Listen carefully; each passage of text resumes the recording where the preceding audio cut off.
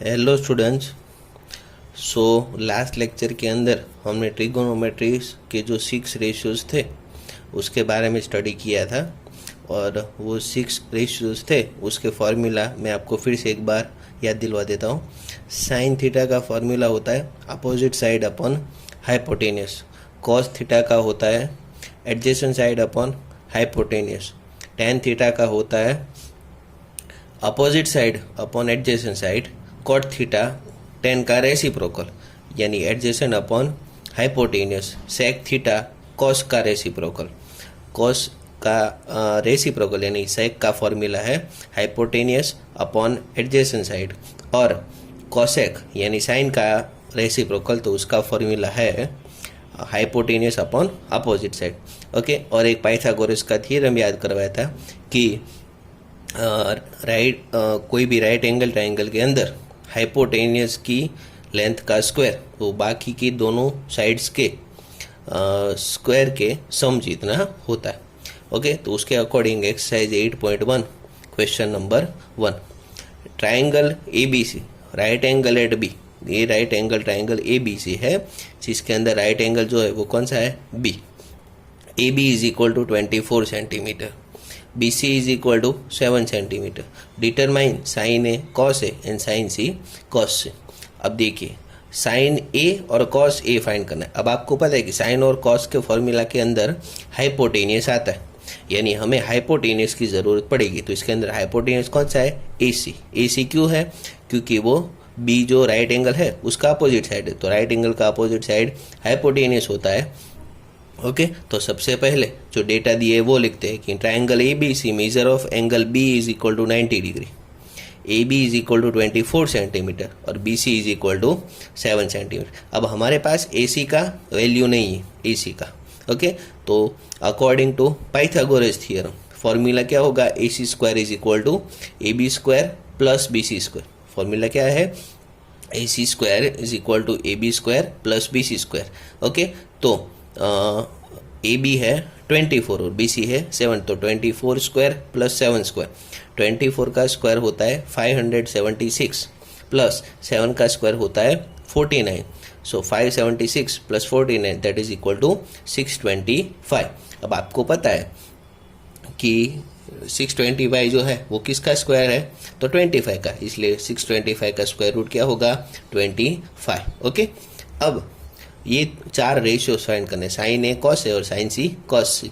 तो अब हमें पता है कि एंगल ए के लिए ये जो है ये हो गया एंगल ए के लिए एडजेसेंट साइड, और ये जो है ये है एंगल ए का अपोजिट साइड। ओके, तो साइन ए, तो साइन का फॉर्मूला होता है अपोजिट साइड अपॉन हाइपोटेनियस, यानी BC ए है तो ए का अपोजिट साइड, तो ए का अपोजिट साइड कौन सा होगा, BC, और हाइपोटेनियस AC, इसलिए उसका फॉर्मूला होगा BC अपॉन AC। तो BC है 7 और AC है 25 सेंटीमीटर। ओके, तो साइन ए हो गया 7/25। फिर उस तरीके से कॉस ए, तो कॉस के लिए कौन सा होता है, एडजेसेंट साइड, तो एडजेसेंट साइड अपॉन हाइपोटेनियस यानी AB अपॉन AC। तो AB है 24 और AC है 25। ओके, फिर नेक्स्ट है साइन C। तो साइन C तो एंगल C है, तो इसके लिए एडजेसेंट साइड होगा ये और अपोजिट साइड होगा ये एंगल C के लिए। तो sine C is equal to opposite side upon hypotenuse यानी AB अपॉन AC। तो AB अपॉन AC, तो AB है 24 और AC है 25। ओके, और उसी तरीके से कॉस C, तो कॉस का फॉर्मूला एडजेसेंट अपॉन हाइपोटेनियस, तो ये है एडजेसेंट यानी BC और हाइपोटेनियस यानी AC, सो BC अपॉन AC 7/25। ओके, तो ये हो गए हमारे ऑल 4 रेशियोज। ओके, सबसे पहले क्या करना है, पाइथागोरस थ्योरम का यूज़ करके थर्ड साइड फाइंड करना है। ओके, और थर्ड साइड फाइंड करने के बाद फॉर्मूला पुट करके बाकी सब रेशियोज फाइंड करेंगे। ओके, चलिए next question number 2, in figure find tan P minus cot R।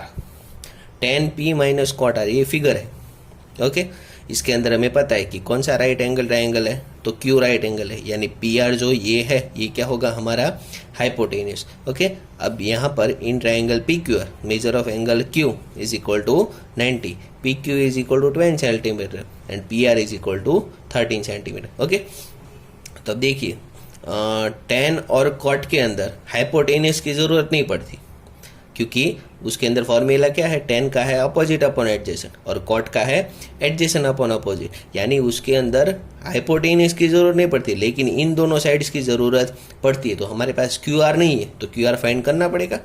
तो उसके लिए क्या करेंगे, according to Pythagoras theorem hypotenuse का स्क्वायर यानी P R square is equal to P Q square plus Q R square. So formula हो गया P R square is equal to P Q square plus Q R square.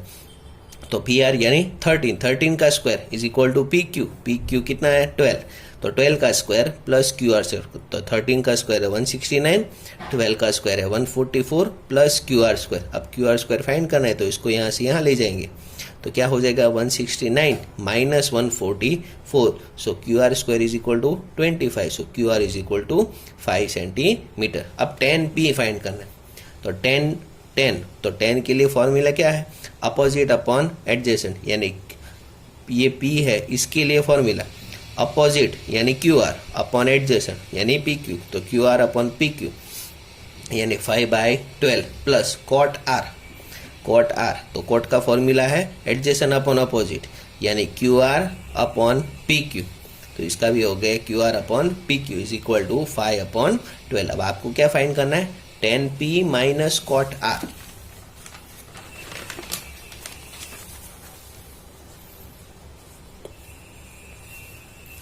तो 10p है 5/12 और cot R है 5/12, तो 5/12 minus 5/12, सो denominator में 12 है इसलिए एलसीएम 12, तो 5 माइनस 5/12, तो 5 minus 5 that means 0, so 10p minus cot R, इसका आंसर क्या होगा 0। Okay, now next is question number 3। If sin A is equal to 3/4, calculate cos A and tan A. Okay, if sin A is equal to 3/4, calculate cos A and tan A. cos और tan find करना है और sin जो है वो sin का value हमें दी है। अब देखिए यहाँ पर ट्राइंगल के लिए कोई बात नहीं की, तो ट्राइंगल आप जैसा चाहो वैसा ले सकते हो, लेकिन यहाँ पर A एंगल है उसके लिए आपको साइन का वैल्यू दिए, इसलिए आप ए को राइट एंगल नहीं ले सकते। तो सपोज कि ट्राइंगल ए बी सी के अंदर एंगल बी राइट एंगल है और हमें ए के लिए साइन का वैल्यू दिया है, तो साइन इज इक्वल टू कितना है 3/4, तो यहाँ पे लिखेंगे suppose in triangle A B C measure of angle B is equal to 90 degree. अब दिया क्या है, sine A is equal to 3/4, लेकिन साइन का फॉर्मूला क्या होता है, तो अपोजिट साइड अपॉन हाइपोटेन्यूस यानी B C upon A C, तो मैंने यहाँ पे साइन की जगह पर लिख दिया B C upon A C is equal to 3/4। Okay, तो जब आपको ऐसा रेशियो दिया हो तो आपको सपोज क्या करना है कि suppose B C is equal to 3k and A C is equal to 4k। देखना, ध्यान रखना, आपको यहाँ पर ऐसा सपोज नहीं करना है कि suppose B C is equal to 3 and A C is equal to 4। आपको सपोज क्या करना है, suppose B C is equal to 3k and A C is equal to 4k। Okay, तो बी सी और ए सी का value मिल गया। Okay, सो अब B C और ए सी का तो मिल गया लेकिन ए बी का नहीं है, इसलिए उसको फाइंड करने के लिए क्या करेंगे, according to Pythagoras theorem A C square is equal to A B square plus B C square. तो ए सी का वैल्यू पुट करेंगे 4k square is equal to A B square plus 3k square, तो 4k whole square, तो 4 का square 16, k का square k square, so 16k square is equal to A B square plus 9k square, तो 9k square यहाँ से यहाँ जाएगा तो minus, so A B square is equal to 16k square minus 9k square, तो 16k square minus 9k square, तो वो हो गया 7k स्क्वायर। लेकिन हमें ए बी का वैल्यू ए बी का स्क्वायर रूट फाइंड करना पड़ेगा, तो A B square is equal to 7k square, so A B is equal to √7k। अब देखिए, आपको यहाँ पर एक बात ध्यान में रखनी है कि कोई भी नंबर का स्क्वायर रूट पॉजिटिव भी हो सकता है और नेगेटिव भी हो सकता है, मतलब 25 का स्क्वायर रूट 5 भी हो सकता है और -5 भी हो सकता है। ओके, लेकिन ए बी जो है यहाँ पर जो ए बी है वो क्या है, तो इस ट्राइंगल का ए बी साइड का लेंथ है और लेंथ कभी नेगेटिव नहीं हो सकता, इसलिए यहाँ पर हम -5 को कंसीडर नहीं कर रहे। उसी तरीके से यहाँ पर 7 का जो स्क्वायर रूट होता है, 7 का स्क्वायर रूट वो रूट प्लस रूट 7 भी होता है और माइनस रूट 7 भी हो सकता है, इन दोनों में से कोई भी हो सकता है। ओके, लेकिन ये लेंथ है इसलिए हम इसको कंसीडर नहीं कर सकते, इसलिए मैंने डायरेक्टली लिख दिया है that A B is equal to √7k। Okay, तो आपको ये बात खास ध्यान में रखनी है। ओके, तो ये हो गया A B is equal to √7k। अब फाइंड करना है कॉस ए और tan, तो कॉस ए, तो कॉस का फॉर्मूला क्या है, एडजेसेंट अपॉन हाइपोटेन्यूज, यानी ए बी अपॉन ए सी। तो A B upon A C, A B कितना है √7k, ए सी कितना है 4k, तो √7k अपॉन 4k, के cut, so is equal to √7 upon 4। तो ये हो गया हमारा कॉस का आंसर। उसके बाद फाइंड करना है tan है, तो tan का फॉर्मूला क्या है, अपोजिट अपॉन एडजेसेंट, ए के लिए अपोजिट अपॉन एडजेसेंट, यानी B C upon A B. तो बी सी कितना है 3k और ए बी कितना है √7k, के cut, so answer is 3 upon √7। Okay, so that's all about today's lecture.